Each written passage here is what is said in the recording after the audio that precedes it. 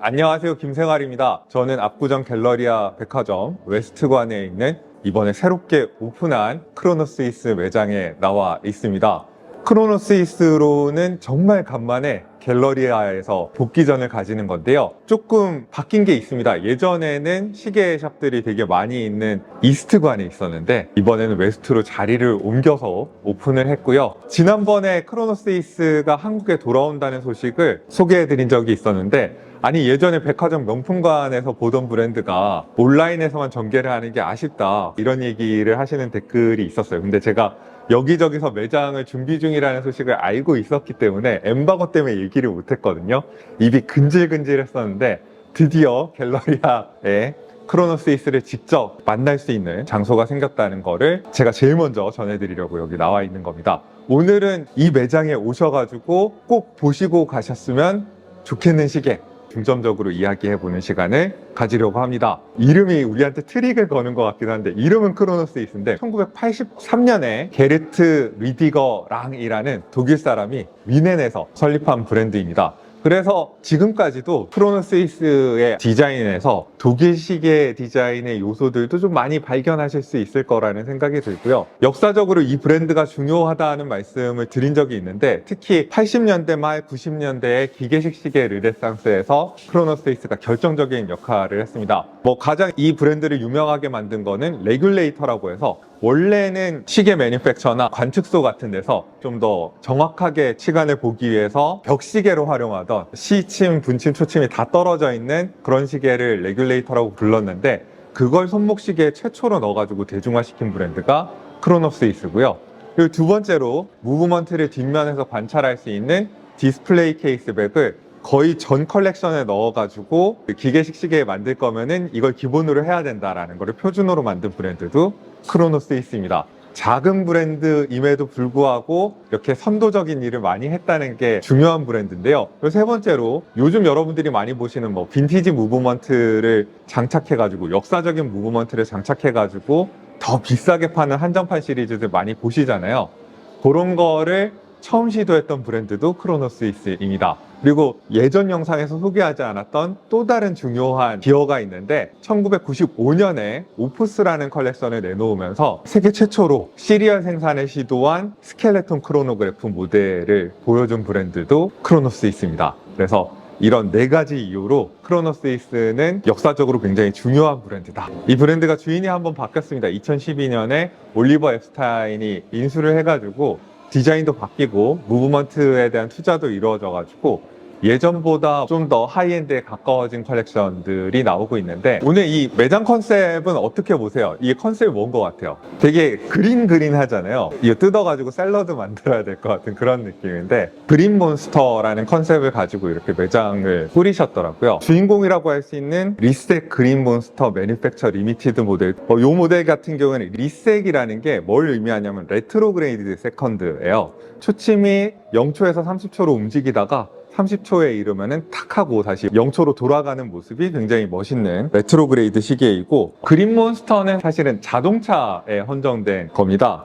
1965년에 아트 아폰스라는 사람이 드래그레이스라고 누가 빨리 달리나 이런 걸 경주하는 시합이 있었는데, 이분이 자동차 엔진도 개조해보고 프로펠러 비행기 엔진도 개조해보고 그러다가 시원치 않은 거예요, 다. 그래가지고 F104 스타파이터, 그러니까 초음속 전투기에 고장난 엔진을 사다가 그거를 미국 국방부의 반대에도 불구하고 자기가 임의로 수리해서 자동차에 달아봅니다. 그래가지고 대회에 나가는데 1965년에 시속 921km까지 기록을 세우거든요. 당대의 제일 빠른 기록이었다고 하는데, 저는 그거 타기도 무서울 것 같은데, 시속 921km. 엄청난 자동차에 헌정된 시계입니다. 자동차의 컨셉도 들어보면 약간 정신이 나가 있잖아요. 이 모델도 보면은 굉장히 전위적이고 좋은 뜻으로 미쳐있는 그런 시계라고 할 수 있을 겁니다. 속도가 주는 흥분감을 현대적인 워치메이킹 기술로 성공적으로 번역해냈다, 해석해냈다, 이렇게 표현할 수 있을 것 같아요. 42mm 케이스에 티타늄, 그레이드 5 티타늄 소재로 제작이 돼서 굉장히 가볍고요. 100m 방수 성능까지 갖추고 있습니다. 그러니까 스포츠 시계로도 활용할 수 있는 그런 모델이라고 할 수가 있고, 다이얼이 진짜 재밌어요. 선반으로 직접 핸드 기호쉐라고 크로노스이스에서 부르고 있는 장인이 선반으로 직접 새긴, 뭔가 이게 제트 엔진이 만들어낸 기류를 표현하는 것 같은 그런 복잡한 패턴을 선반으로 새겨놨는데, 그걸로도 부족했는지 요거는 그 CVD, 화학적 기상증착이라고 해서 우리가 PVD라고 부르는 물리적인 기상증착이랑은 좀 다른 코팅 방법이거든요. 고열을 가해서 코팅의 대상이 되는 물체를 화학적으로 변화시켜가지고 색상을 입히는 거라서 좀 더 코팅이 두텁고 이분하거든요. 익힘이 이분한 그런 코팅이어서 잘 벗겨지지도 않고, 입체적인 패턴에 이렇게 녹색의 CVD 코팅이 되어 있으니까 빛을 받았을 때 이게 녹색으로 보였다가 실버처럼 보이기도 했다가 블루로 보였다가 하는 빛과의 상호작용이 굉장히 좋은 시계라고 할 수가 있겠습니다. 거기에 그치지 않고 여러 층으로 이루어진 서브 다이얼에다가 아치형의 카르투시 장식이 되어 있고, 야광 블록이나 챕터링 같은 것들을 일일이 층을 나눠 가지고 조립해 가지고, 이게 다이얼 파트가 몇 개인지 한번 세어보고 싶다는 생각이 들 정도로 다이얼의 파트들이 많아요. 굉장히 입체적으로 구성된 시계라고 할 수 있겠습니다. 크로노스이스의 특징인데, 케이스도 부품 수가 굉장히 많아요. 나사도 들어가고 코인 베젤도 다른 부품으로 만든 것 같고, 한 열 몇 개 되는 피스 가지고 케이스 하나 만드는 것 같거든요. 그래서 이 사람 손이 얼마나 많이 들어가는지, 다이얼도 그렇고 케이스도 그렇고, 100개 한정판이고, 이거 시도할 용기가 있는 분들이 한국에 몇 분이나 계실지 모르겠지만은, 나만의 유니크한 시계를 갖고 싶다고 생각하시는 분들께는 강력하게 추천드릴 수 있는 그런 시계일 것 같습니다. 여자들 명품백도 돈 없어서 명품백 하나 살 때는 검은색, 클래식 이런 거 사지만은, 명품백이 여러 개일 때는 시즌백 사는 것처럼 이게 약간 시즌백 같은 그런 개념의 명품 시계라고 할 수 있을 것 같아요. 이게 진짜 럭셔리 아닌가. 요거는 좀 정상입니다. 그러니까 예전에 크로노스이스의 클래식한 디자인을 좋아하시면서 퀄리티나 무브먼트의 품질이 올라간 요즘 크로노스이스의 장점도 그대로 가지고 있는 스트라이크 2라는 모델인데, 90년대 투라라는 인기 모델에서 영감을 받아가지고 레귤레이터의 배치가 일반적인 6시, 12시가 아니라 3시, 9시 방향에 들어가 있는 게 재밌는 시계입니다. 1,500만 원대 시계에다가 절대로 가성비다, 저렴하다라는 표현을 쓸 수는 없겠지만은, 이 시계의 본질을 이해하고 나면은 합리적이거든요. 1,000만 원대, 2,000만 원대가 되게 애매한 가격대일 수 있어요. 아이코닉한 모델들이 사정권에 들어오긴 합니다만은, 워치메이킹의 관점에서 뭔가 본격적인 시도들이 많이 등장하진 않거든요. 스트라이크 2 같은 경우에는 오픈워크가 되어 있는, 기어가 노출되어 있는 부분의 피니시 같은 것도 너무 멋있고, 이 스몰 세컨즈에 들어가 있는 핸드 기호쉐가, 이 기호쉐 패턴이 정말 매력적입니다.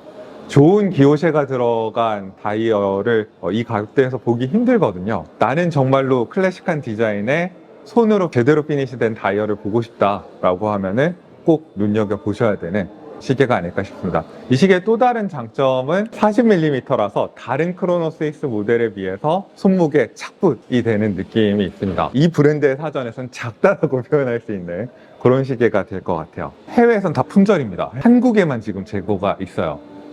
이것도 되게 매력적인데, 델피스 듄이라는 모델이거든요. 이 모델은 아마 SF 영화 듄 시리즈가 개봉할 때쯤에 기획을 했던 것 같아요. 살짝 다른 레귤레이터 디자인의 레이아웃을 가진 모델들보다 좀 더 비싼데, 왜 비싸냐면은 다이얼에 기호쉐 패턴만 들어가는 게 아니라 에나멜까지 들어가거든요. 사막이 사실은 먹을 것도 없고 아무것도 없는데 우리한테 매혹을 일으키는 면이 있잖아요. 사막의 매혹을 시계의 다이얼에 표현했다고 할 수 있는 그런 시계인데, 사막의 모래바람을 어떻게 표현했는지 보시면은, 이제 18캐럿 골드 소재로 제작이 된 다이얼 상단부 위에다가 핸드 기호쉐로 선반으로 다 이렇게 패턴을 새긴 다음에, 거기다가 맑게 갠 에나멜 도료를 일일이 손으로 바른 다음에 850도의 오븐에 넣어가지고 굽습니다. 여기 보면은 막 파이어 에나멜 이런 광고 해놨잖아요. 진짜 에나멜 장인이 개입해가지고 만든 다이얼 상단부의 모습이 아주 멋있는 시계라고 할 수가 있고, 레트로그레이드의 배치도 되게 재밌어요. 이게 날짜처럼 보일 수 있는데, 이게 아워 디스크입니다. 그러니까 시간은 디지털 방식으로 보여주는 거예요. 그리고 분은 또 레트로그레이드예요. 그래서 0분에서 60분까지 갔다가 다시 0으로 탁 하고 돌아가는 그 모습이 굉장히 멋있을 거고, 초침이 제일 얌전합니다. 근데 뭐 얌전하다고 하기에는 또 여기도 패턴이 미친 듯이 들어가 있어가지고 모든 부분이 다 입체적으로 층층이 구성이 되어 있고, 노출된 브릿지나 이런 것들도 다 이렇게 커브를 그리고 있어서 입체감이 장난이 아닌 시계라고 할 수가 있겠습니다. 티타늄이라서 그런지 가볍고요. 그리고 100m 방수라서 어버스트랩이 장착이 되어 있어서 스포츠 시계로도 자유롭게 활용할 수 있다는 사실이 또 매력적인 시계라고 할 수 있습니다. 누가 에나멜 다이얼에다가 핸드 기호쇠가 들어간 하이엔드 시계를 가지고 다이빙을 할 수 있겠어요? 근데 크로노스위스에서는 할 수 있어요. 50개 한정판입니다. 더 비싸고 더 적습니다. 그리고 얘가 오픈 기어 힌노틱 이라는 시계인데요. 이 모델이 다이얼 색상이랑 패턴이 되게 특이해서 바이올렛인데 라이트 블루 느낌도 좀 있는, 오픈 기어라는 이름대로 센터 힐이라든지 아워 힐이라든지 매개 힐들의 존재까지 브릿지로 이렇게 연결되어 있는 모습까지 다 노출을 시켰어요. 그래서 오픈 기어고, 힌노틱이라는 말은 체면술 같은 거 걸 때 막 지그재그 패턴, 어지러운 패턴을 회전시켜 가면서 당신은 이제 깊은 잠에 빠져듭니다, 레드선 이런 거 하잖아요. 체면술에 쓰는 패턴에서 영감을 받아서 기호쇠를 이렇게 새겼어요. 초침도 그런 체면 패턴을 연상시키는 느낌으로 회오리를 치는 초침으로 만든 게 되게 재밌는 시계입니다. 그리고 앞선 시계들은 이제 라두페르랑 공동 개발한 매니팩처 무브먼트가 들어갔다면은 에타 2892 기간에 299 오토매틱이 들어가는데, 덕분에 앞면은 앞서 살펴본 모델에 비해서 전혀 처지지가 않는데 가격이 좀 더 좋습니다. 그리고 얘도 50개 한정판이네요. 요즘 크로노스위스의 특징이기도 한데 유니크한 피스들을 되게 소량으로 만들어서 나만의 시계를 가지는 느낌이 나게끔 브랜드의 컨셉을 가져가는 것 같습니다. 소개할 시간이 딱 하나 남았는데, 제가 1995년에 스켈레톤 크로노그래프를 처음 시리얼 생산을 했던 브랜드가 크로노스위스라는 말씀을 드렸는데, 오프스 컬렉션은 꾸준히 찾는 분들이 있기 때문에 지금까지도 다양한 변주를 통해서 선을 보이고 있습니다. 크로노스위스가 갤러리아 이스트에 있을 때부터 아셨던 분들은 당시 크로노스위스 라인업 중에 제일 비싼 모델이었기도 했고요. 시계 잡지나 럭셔리 매거진 같은 데서 고급 시계 끝판왕인 것처럼 소개가 많이 됐었거든요.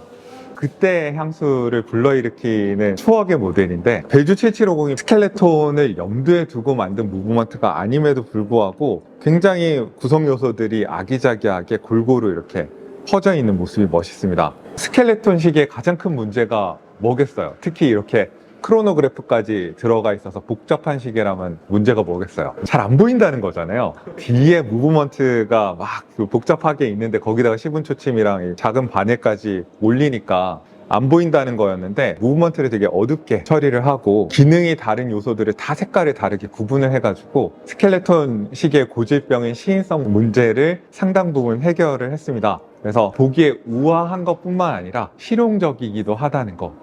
크로노스위스의 시그니처 요소들은 여기에도 다 있습니다. 41mm의 케이스의 코인 엣지랑 이 커다란 양파 모양의 크라운 뭐 이런 거 다 있는데, 또 웃긴 게 100m 방수예요. 이렇게 생긴 시계를 무서워서 누가 이걸 바다에 들고 가겠나 하겠지만은 스트랩 바꿔가지고 물에 들어가셔도 된다. 다른 시계면은 41mm도 요새 유행에 비해서 크다 이렇게 말씀을 드리겠지만은, 사실 이 스켈레톤화 되어 있고 크로노그래프까지 올라가 있는 시계가 이거보다 작으면 안 될 것 같거든요. 어지간히 좋은 크로노그래프는 다 요새 1000만 원대 중반인데, 거기서 조금 더 예산을 올리시면은 이렇게 멋지게 피니싱 되어 있는 아름다운 스켈레톤 크로노그래프를 가지실 수 있다는 거. 그리고 아마 시간이 지나면은 한국에 이 오프스 모델이 여러 색상이 다 들어올 텐데, 지금은 한국에 하나만 재고가 들어와 있거든요. 오래 기다리셔야 돼요. 크로노스위스 매장에서 만날 수 있는 주요 모델들은 대강 소개를 해드린 것 같아요. 근데 전부는 아닙니다. 크로노스위스가 물고 있는 브랜드의 모토가 모던 메커니컬이거든요. 그러니까 기계식 시계를 만드는데 되게 고루한 옛날 시계를 만드는 게 아니라 현대적인 워치메이킹 기술을 총동원해서 우리 시대를 살아가는 사람들을 위한 기계식 시계를 만들겠다, 이런 모토를 가지고 있는데, 뭐 그런 브랜드의 지향점이 앞서 살펴본 모델에서 잘 보이셨다면 좋겠고요. 요즘 크로노스위스가 제공하고 있는 세계가 옛날에 이제 리디거랑이 만들어 놓은 그런 기본적인 틀 위에서 굉장히 새로운 시도들을 많이 하고 있기 때문에 더 보여드릴 게 많은 브랜드거든요. 그래서 앞으로 꾸준하게 크로노스위스의 실험들을 여러분들께 소개를 해 드리고 싶습니다. 직접 와서 보시고 어떻게 느끼실지 정말 궁금하거든요. 많이 둘러보시고 댓글로도 의견 남겨주시고 그러셨으면 좋겠습니다. 탐났던 게 보관함이 있더라고요. 보관함이 6개짜리 보관함이 있는데 똑딱이로 이렇게 열어가지고 6개. 크로노스이스로만 6개 채울 수 있으면 진짜 부자겠다. 이거 따로 안 팔아요? 오늘도 여러분들께 유용한 정보가 됐기를 바라고요. 이상 저는 김생활이었습니다.